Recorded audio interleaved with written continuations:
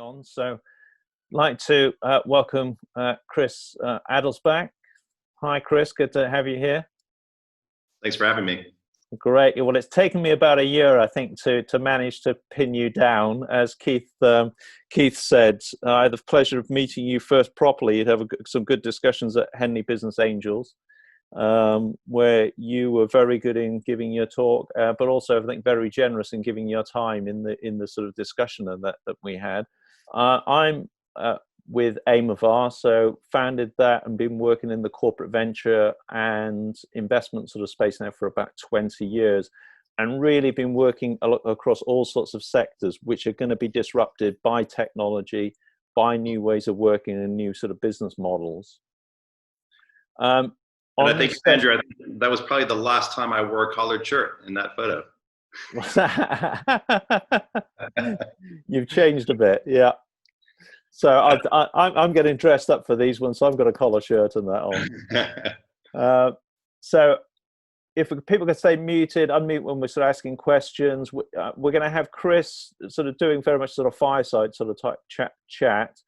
While he's talking, please feel free to post questions, post discussion points or highlights of that in the chat, and then we will come back. We will certainly have plenty of time for discussion sort of opportunities as we go through this sort of session. We will be recording the video. We'll be recording this as a podcast. We've now got on our platform over 150 podcasts, and we've got dozens of videos that we've done since this sort of pandemic. We've usually been doing things, of course, face-to-face. Upcoming things we've got in January, we've got Sydney Hoots, who's Chief Digital Officer at AstraZeneca, speaking about digital health and pharmacy sort of side of things. Chris Lowe, who's an investment sort of advisor, raising investment, scaling investment with an organization called Notwix. I've known Chris for many years and that as well, through some of the ventures that I've been raising funds and that for. The other thing that we've done, and we did one last week, a case study workshop, where we run through a real live investment, seeing the documents that were done by Lucius Carey of Oxford Venture Capital Trust in a business sort of startup. And we ran this last week, and we had fantastic feedback in that from the participants in that, who makes you really feel like you're an investor, makes you really feel what it's like to be on the board of a startup. So we're running another one of those in January, because normally I run them face to face, but the online dynamic worked really well when we did this sort of last week. So we've got that and a number of other things sort of coming up. And finally, a stocking filler for coming up to Christmas. My 2 books are available, and you can find that sort of through the Eventbrite sort of type space and that as well. So, so that's the brief introduction. So please kick us off first by giving us an introduction to yourself and that first, please, and your entrepreneurial and investment background. Sure, thank you. Right, so you'll tell by the accent, probably I wasn't born in the UK, but I've just passed my 24th year living here. I came over to the UK initially working for GE Capital in their consumer lending business. Did that for a number of years, and in 2005 and 6. When I was given a P&L to run, I actually actively tried to reduce the balance sheet, reduce the lending. I sort of semi-famously said to my boss at the time that I think that we'd be better off actually just returning the capital back to GE parent, because I don't think that lending to people in the UK is a very good idea based on what I see in the data. And they backed me, and I wound up reducing the loans and getting us out of deals. And it came up to sort of like end of 2006, and I decided that this was just this felt like a lot of hard work. I was in a lending business, actively trying to not lend. So I took that as a confidence to leave GE. I took a couple friends of mine with me, and we started a business called Marlin. And what Marlin went on to become was arguably the most profitable buyer, and I'd also say compliant buyer, of consumer non-performing loans from UK banks during the global financial crisis. So, when the sky was falling and the banks were doing poorly, we were sort of making hay and buying loans from the banks. We built that business out over the next sort of 6-7 years.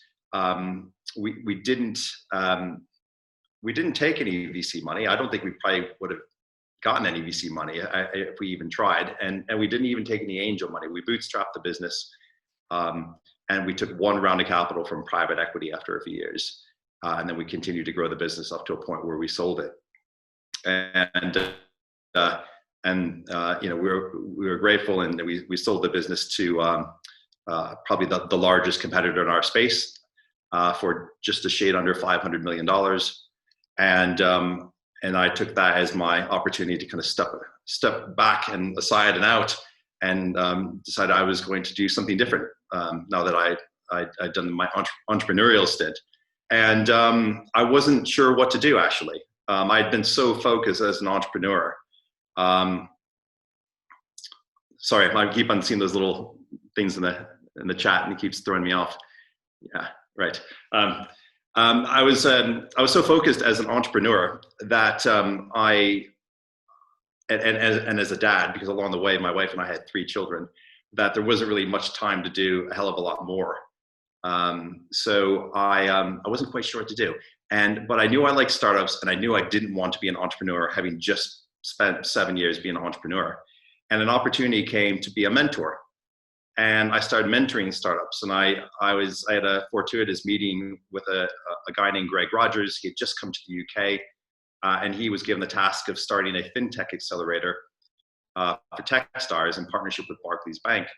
And Greg was a very accomplished entrepreneur, had absolutely no background in financial services, but was brilliant nonetheless. And he sort of kicked that off, and that first program was really quite successful. And then he was asked to do something else, and he asked whether I would run that program. So for the next 4 years, I ran the Techstars FinTech program, investing in 50 companies, and with I'd say a great deal of success. And in fact, on a few metrics, that program was called the #1 FinTech accelerator in continental Europe. Yeah. So, I've had some good dealings in that with Techstars, and but there's a podcast as well with one I did with the Oslo Techstars, which is sort of energy sort of focused, and I'm an admirer of the structure and approach that Techstars sort of takes.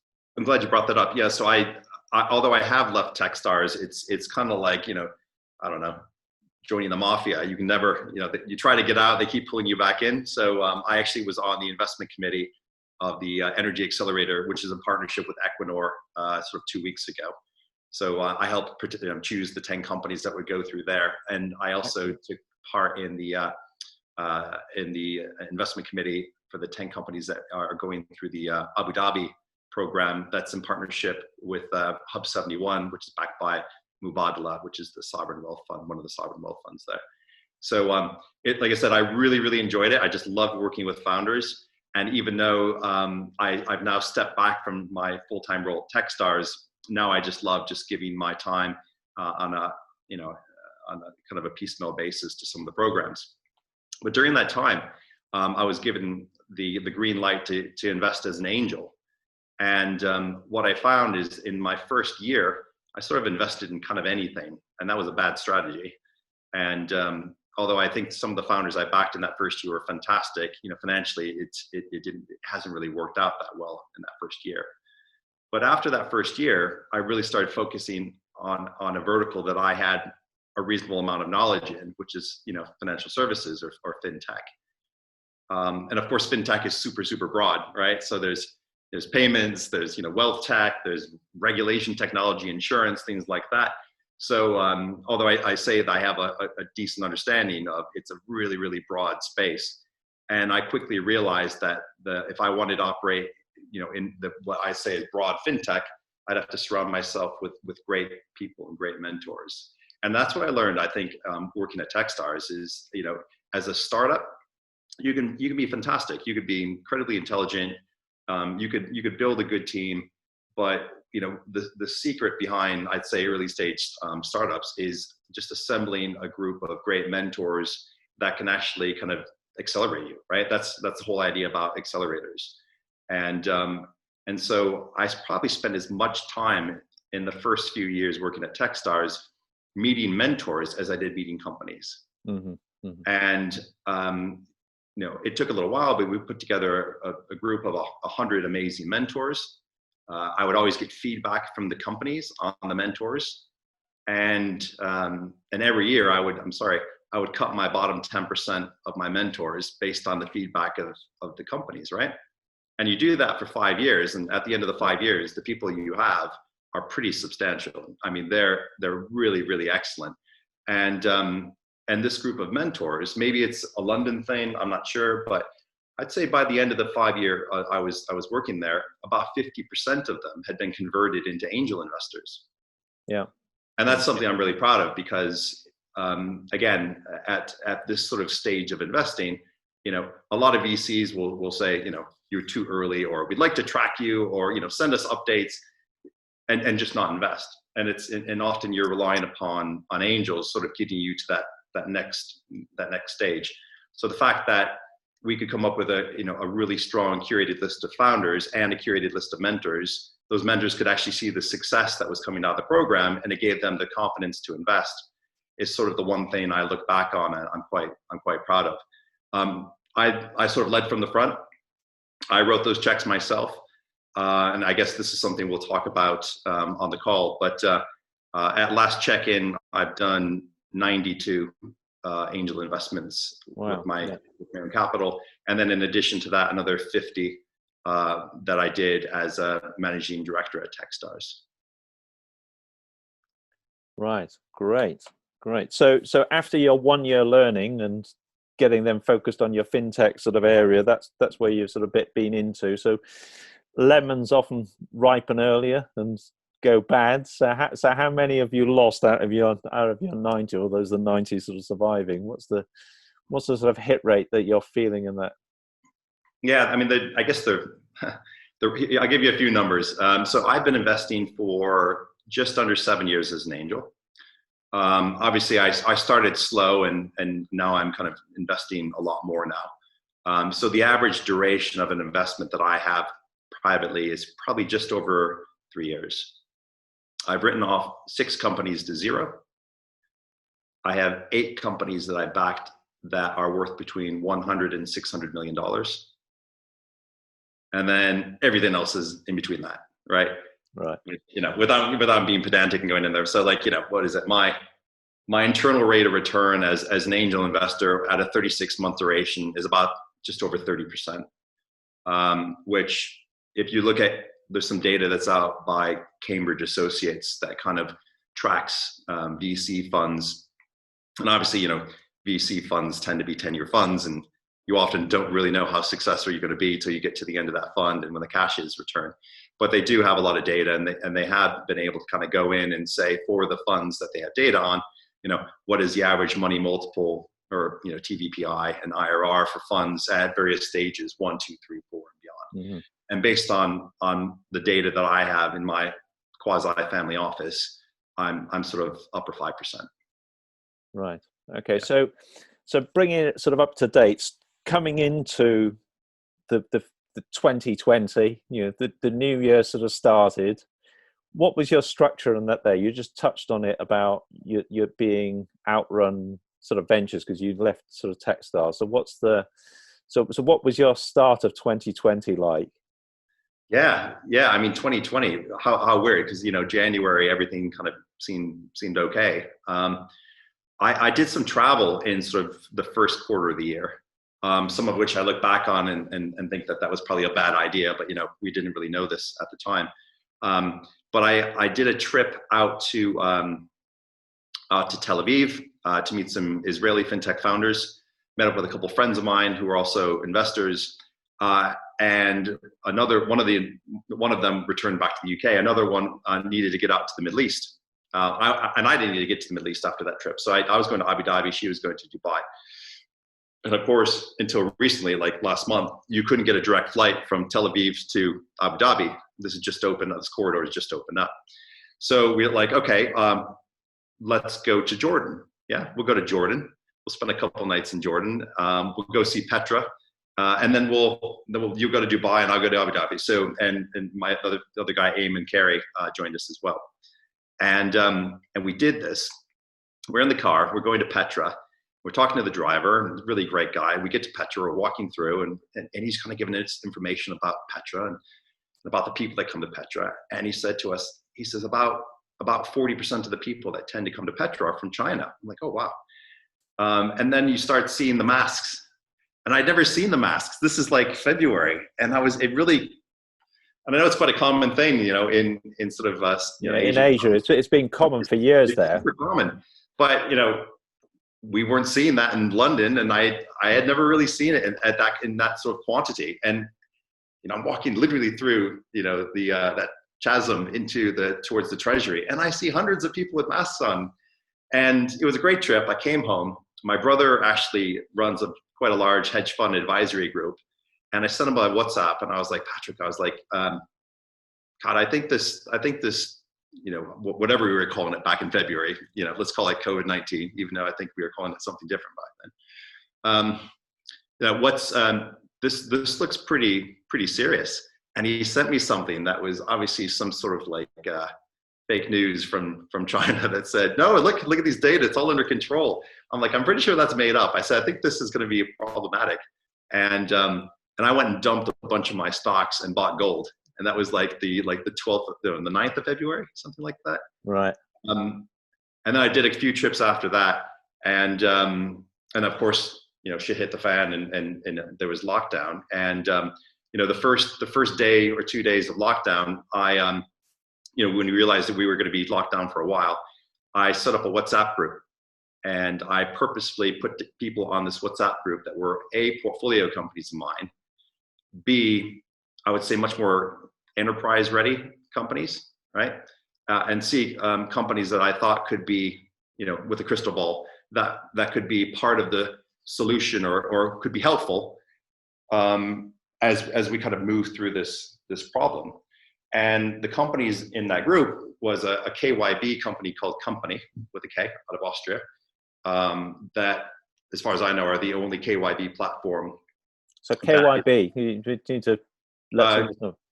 Know your business. So instead of know your customer. Yeah, I was thinking know your customer, but yeah, okay, yeah. Not KYC, KYB. So underwriting a business before you give them money. So the view there was, this is going to be pretty important because there's clearly going to have to be loans, keep businesses afloat. And when there's helicopter money, there's chances for fraud. And Company is unique in that it's in full compliance of the 4th and 5th European Money Laundering Directive, which I'm sure we all know on this call. But it is. And the second company was called ShieldPay, which does instant digital escrow.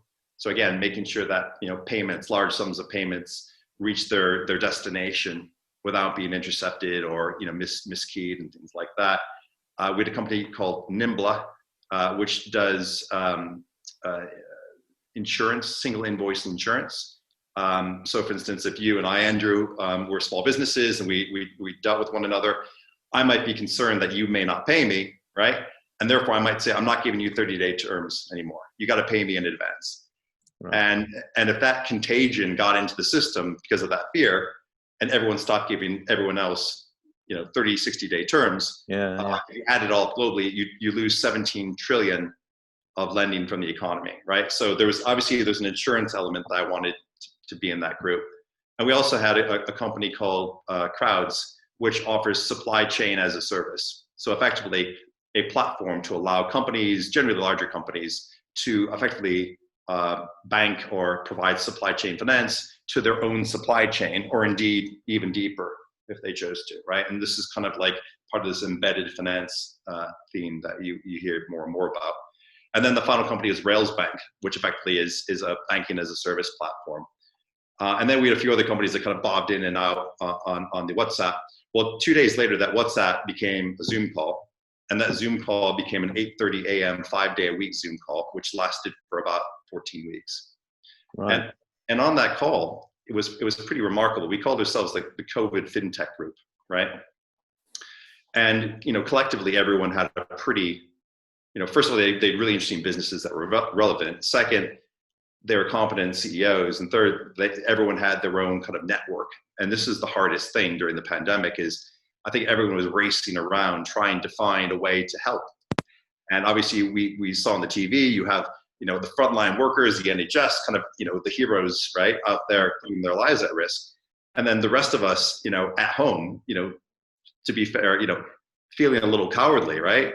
And that felt really wrong, right? And I felt like I wanted to do something, Well, my experience on that was because of my contacts. One of my ventures produces clothes out of near Shenzhen, and one of my shipments got delayed. We'd ordered stuff sort of pre Chinese New Year, got delayed, and then I saw this stuff coming through in February as well. And I was onto them in sort of saying, where's the shipment sort of coming? But by the way, have you got some masks? And we shipped in masks, and we were distributing them to care homes at the end of March and through April. For trying to help and that here, because you had the contacts, because your network and that it can be so powerful. So for 20 pounds a mask, right? Well, no, we were shipping them. It was 40p a mask. I'm pulling your leg. Yeah, but it made me sick when I saw some of the postings and that on the money that was made in getting them to the government and sort of stuff like that. And we were offering them to the NHS as well, but they wouldn't return our calls either. But oh my gosh, hey, we tried to do our bit. But this is fascinating. This WhatsApp group, and seeing how the things are going to change. And it wasn't just like a talking shop. It was about action, and everyone was having their own private conversations with industry and government. But actually, what we quickly found out was that in order to get loans out in mass, in compliance and without massive amount of fraud, that we felt that our group, or at least some people in the group, were part of that solution. So what we tried to do, to a certain degree and a certain level of success, although I'd say I'm generally frustrated with how the whole thing went, was we spoke to a number of people within government, which were named nameless, a number of people within industry, and then we made a big racket out on social media. And our big concern here was we felt that if you didn't have a solid KYB, know your business, solution in place, you potentially could underwrite businesses that didn't exist. They could go to people that don't even live in the UK. There could be just lots of fraud. We felt there was going to be lots of fraud. And the same thing with the payments. Payments could get misdirected, lost. So we felt like the KYB, the Shield Pay, the escrow piece, and then we had another company. Sorry, I left one out. It was called Swoop, and we felt that Swoop had a solution because we felt that if you received a loan, especially one of these kind of effectively bailout loans, that part of the deal should be you should sign up to connectivity through open banking so that government could actually see what's happened with this money, right? Because if they're going to provide 100% financial backstop by you and I, the taxpayer, how much was going to be in place? Because it's one thing having bad debt because businesses fail, it's another thing having bad debt because people misappropriate money or people lie, right? Yeah. So we fast forward to a few weeks ago, I think it was the FT that said they think the B bills, the loans, will generate somewhere in the region of 28 billion pounds of fraud. Yeah. And of course, nearly in the same breath, the Treasury, the Chancellor is talking about how much tax is going to have to raise and how potentially they're going to stick it to the entrepreneur and by, getting rid of certain entrepreneurial reliefs and things like that. And for me, sitting here at home during a pandemic, that's a bit sad for me because I actually think that that could have been prevented. So the question I have right now, which I'll add to this group, and I know it'll be on the web, but I'd love to know whether the government bounce back loan guarantee says anything about whether that guarantee only is paid if the loans are written in compliance with the law. And therefore, if we could re-underwrite those with company and do a KYB check as of sort of April, May, June this summer, if they would have failed that, then I would say taxpayers not taking that back. And I think that would be a great way to not put to not raise taxes on certain elements of society, whether it be entrepreneurs or taking away bus passes from elderly people, right? Yeah. We have all these hard choices now, and I think that and obviously the sky was falling and people were moving very, very quickly, and therefore mistakes will be done. But it just seems a shame because this is something I think could have been done pretty easily. Yeah. I was seeing your messages and LinkedIn and Twitter on that, and seeing the level of frustration rising as we were going through that in the summer. So since March, how many investments have you actually sort of made now, and what's your feeling on the market? Right. So I've made 15 investments since the 23rd of March. And I made a further 4 commitments that will probably go through before Christmas. And then I've done a few follow-ons as well into companies that I had already invested in. So yeah, super active. Out of that group, I think 4 people I've never met face to face, which is really weird, especially with angel investing, right? Yeah. With any investing, to be fair, but like for me, like it's all about the founder, it's all about the person, and I'd sooner jump on a plane and fly to a city to meet a founder than do an investment without meeting them and the team. But you have to adapt and you have to change, and I decided that I would just try to change this way. But you find ways to do due diligence on people, and I've been using a platform that I'm an investor in that my friend developed called Bridge, which is brdg.app, which I'm a huge user of. And what Bridge helps me do is facilitate double opt-in introductions to people within my network. So for instance, if I found a company that I thought was really interesting, and there's Ross Murray Jones there on the call, I can see you. And I thought Ross was a guy that was really knowledgeable in a space that I had some knowledge of. What I would suggest to the founder was, hey, I know this person named Ross. He's really good at X, Y, and Z. I think he could help you. Would you like the introduction? And generally, most founders will say, yes, great. So very quickly, I can facilitate that. Double opt-in. So now this introduction goes to the founder, and the founder is given Ross's, it links to his LinkedIn and whatever. They need to sell themselves. They need to say, okay, well, let's remind me of like why I want to meet Ross, because Chris told me I should meet him. Mm-hmm. And they got to put in something that says, here's my background. This is what I do. This is why I think it's relevant to meet Ross, right? That comes to me.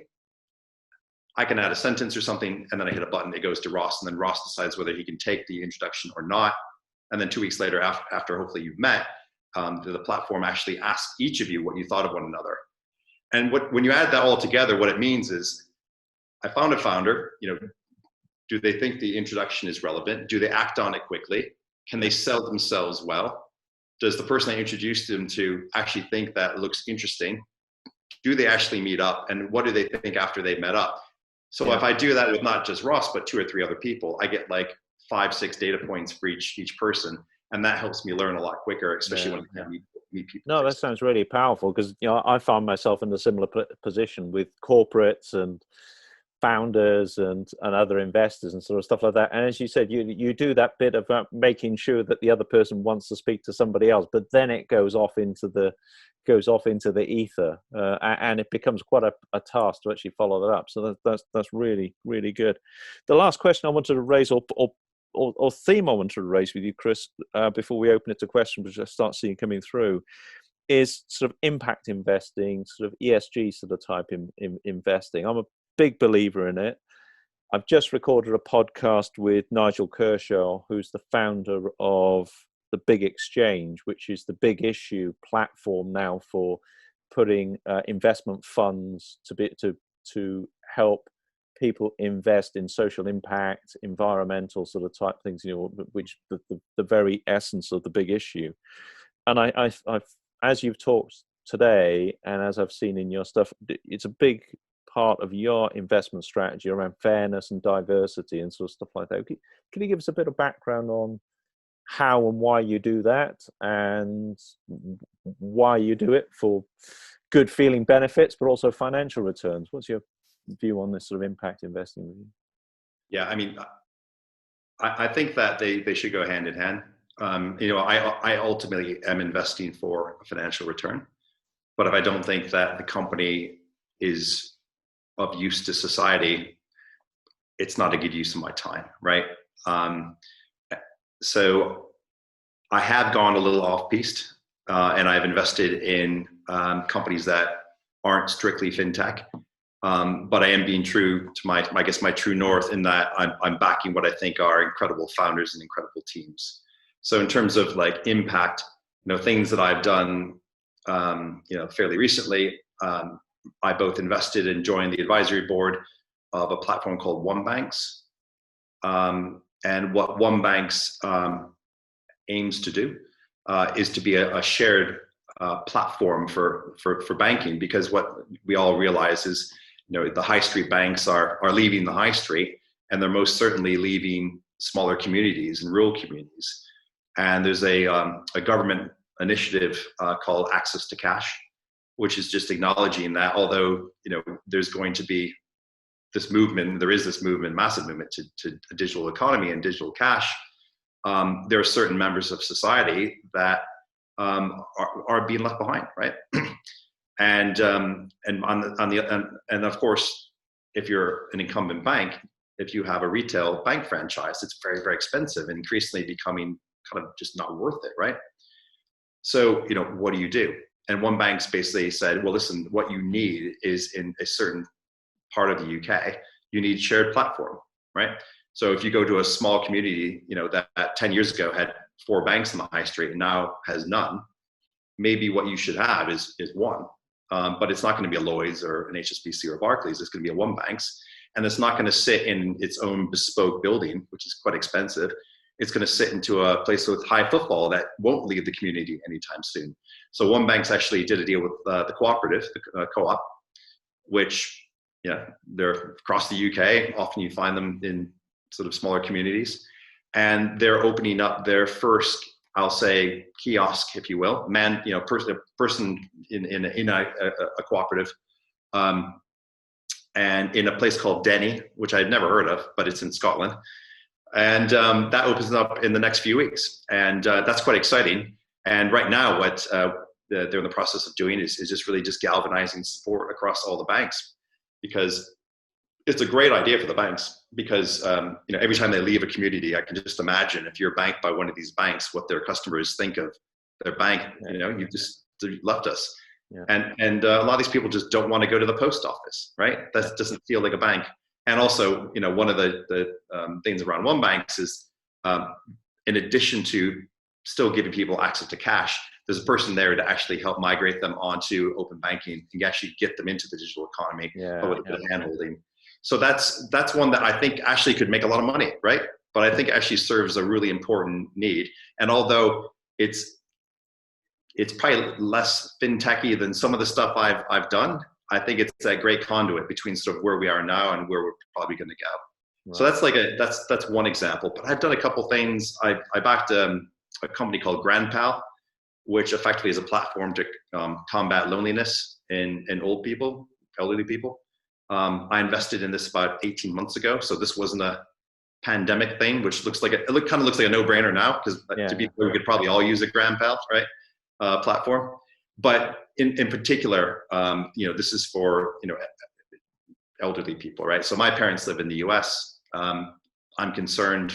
I haven't been able to go back to the US for a long time, and GrandPal is a platform to help coordinate, other family members and carers and things like that. So I think that is a business that actually is playing to a growing demographic and a huge need. I'm sure a lot of us on this call are international people. We probably have family and friends that live abroad.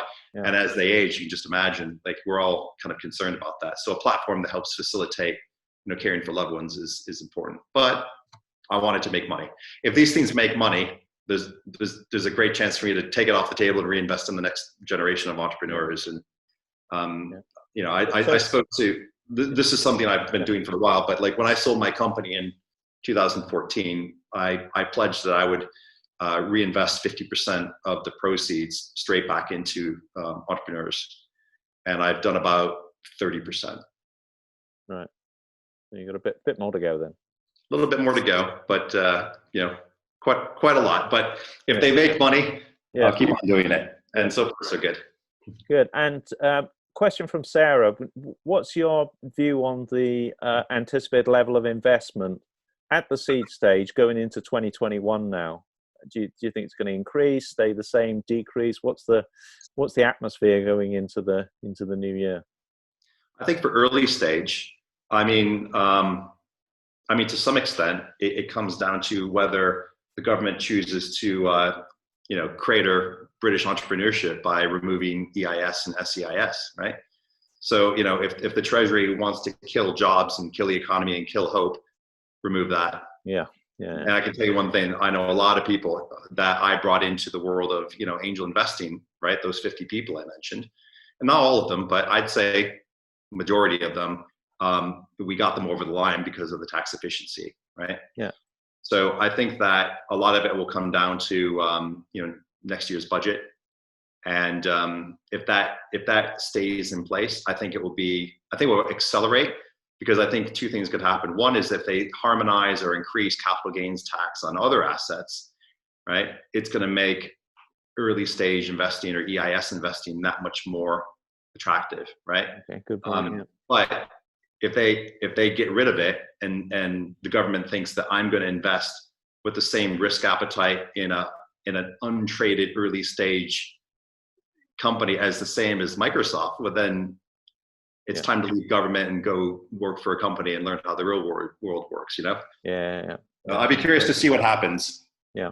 Okay. No, that's great. Thanks for that. Trust that covered sort of Sarah's point. So let's open up the microphone for some others here, because we're going to be broadcasting the section we've just done, but I'll be interested in opening back to the point I was making earlier. I think Techstars, Y Combinator, Star 500, as you sort of mentioned, I think are fantastic places for these. And in my book, I outline it from the corporate side about why corporate should be involved in those ecosystems. I think the way that Techstars structured them was a fantastic way for them to learn about tech, learn about startups, and be backing the trends that are coming along. And I think, I encourage a number of my investments to get involved in those areas and that as well. I do a plug as well, Sarah, and others who are on the call on that here today, to participate in Henley Business Angels. So a local group connected in that with what Dennis said earlier. There's a bunch of us who are, and Keith, who are angel investors, roll our sleeves up, help, mentor, coach these organizations, bring in the sort of insights from us being involved in other networks and sort of stuff like that as well, to create the connections with these entrepreneurs and all that. So that's great. If anybody's interested in participating in next week's and sit in their armchair and watch the pictures from Henley Business Angels, then just drop me a note. So that's great. Chris, really pleased. Thank you very much for your participation in that today. The value from your insights has been fantastic. This has been a free webinar, but we do get donations from people, and we've been donating recently to the Big Issue and World Vision with the donations that people have made when they've come onto our sessions and that here. So thank the people who've made those donations. So finally, we use the QR code over your shoulder. Is that right? Yeah, well, you can certainly get in touch with me with that QR code. But there's the resources, the list of podcasts and things that I've done are on that QR code. But it's interesting. Final little story that for me, I did a startup in QR codes for recycling coffee cups and for doing a payments platform about 3 years ago. And to be honest, I folded it because people didn't understand what QR codes were here. Now I've still got all that content. I'm ready to resurrect it and that again. So the pandemic might see a phoenix rise from one of my ventures. So, Chris, thank you very much again. You've been so generous with your time and insights and been so engaging. Thank you very much, and thank all of you for participating. My pleasure. Thanks. Thanks, Andrew. Bye-bye. Bye-bye. Thank you.